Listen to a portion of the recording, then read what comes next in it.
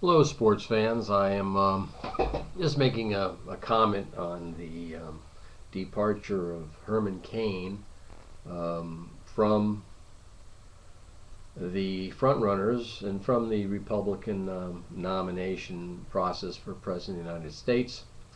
Um, I find it all kind of amusing. In one sense, it's a good thing this thing popped up now and not later. And the reason why I say that is that Mr. Cain folded like a cheap camera. Whether the charges, some, all, or whatever, were true or false or whatever, they surely fall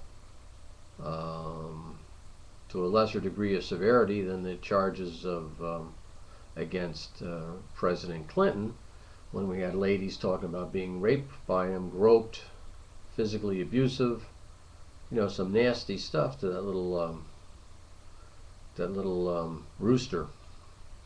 But one thing you have to say about Bill Clinton, he could take the pressure.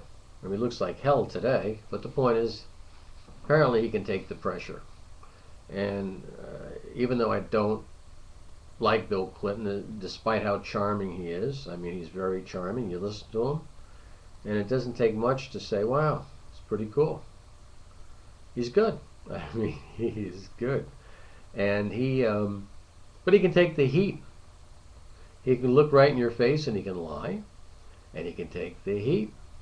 Now, the last thing we need is a president that would fold like a cheap camera, like Herman Cain did. You can't say, he can give any reason, any excuse that he wants to give as to why he got out. But the fact of the matter is, he folded like a cheap camera. He never mentioned Bill Clinton as far as his infidelities. And what I'm pissed off about Bill Clinton and the hatchet job of Hillary is that they basically had their operatives come out and tell the world that what's the big deal? Every president was a sleaze.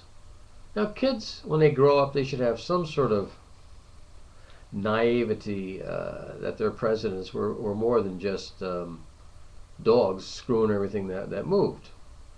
Whether or not it's true, I mean, we know that I think Eisenhower had some flings, Roosevelt may have had, I don't know. But the point of the matter is, they were willing to destroy the image of the presidency for all the kids, just to justify Bill Clinton taking advantage of a young lady in the White House. But the point is, the other people.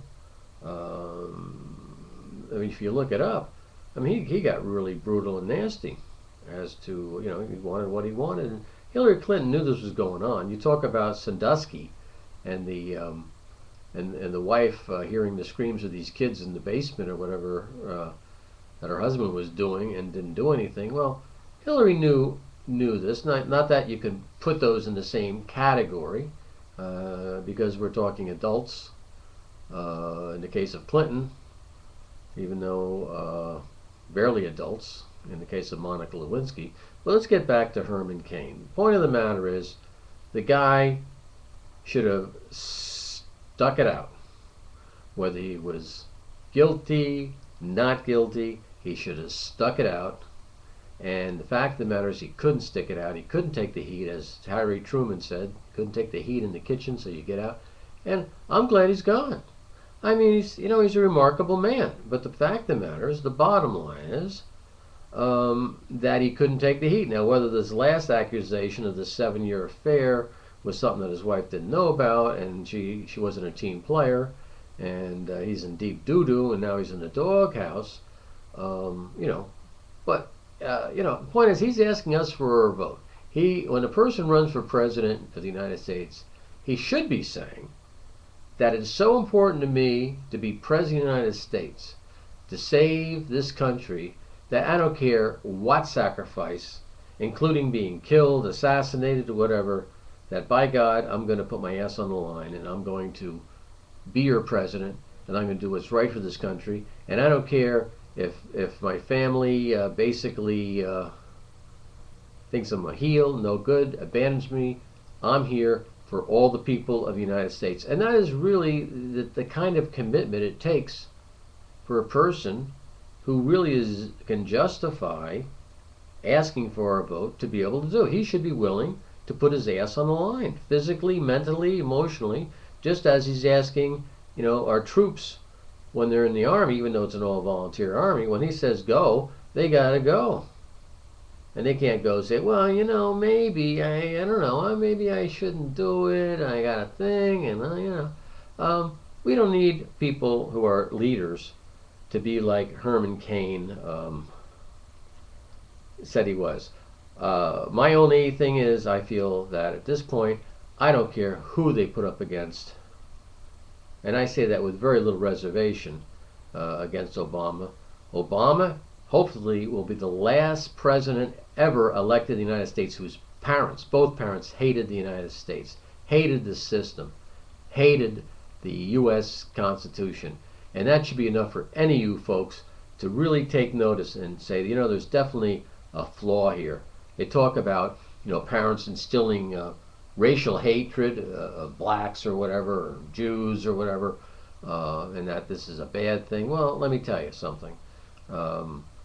Obama, in a sense, I feel sorry for him. He's a victim, but the point is he's tainted, and he was raised by a bunch of socialist, communist leaning parents who basically want to share the work of other people with other people, and in our taxes, whatever you want to do with our taxes, you spend that any way you want to do it. Okay, you take care of the people who got a bad shake.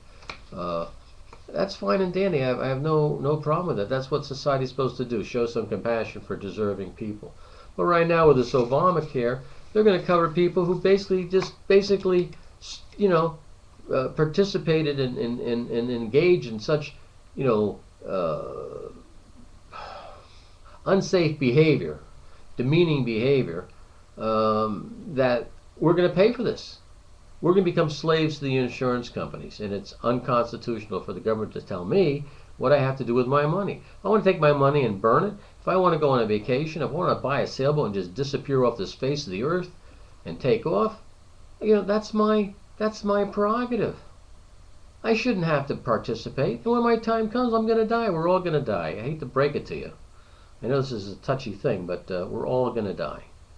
And we might live 50 years, 60 years, 70 years, 80 years. My mom's 99. My dad died at 79. We don't know when we're going to go. But within reason, without heroic medical intervention, you might be on tubes and stuff and live a couple more years or whatever than you normally would have. But ultimately, you're going to die. So why not take that money and spend it on things that help you celebrate the fact of your living? Why, just the stress of coming up with these premiums is enough to get you sick. And to say that I'm guilty, there was a thing, innocent until proven guilty. Well, according to the Obama people, I'm guilty already. I'm going to be a real burden on society. Trust me, I'm not going to be a burden on society. I will use my resources to take care of myself if I choose to do that. If I choose to leave my money to my kids, that's up to me to make that decision. Whether it's one of these long shot deals where you come down with something that the odds aren't good enough. It's a bad investment. So anyhow, let's get back to Herman Cain. I think Herman Cain really let himself down. He let the country down, and it's a good thing he did not run. He's not running now because obviously he's not up to the task. Anyhow, have a wonderful day, okay? Bye-bye.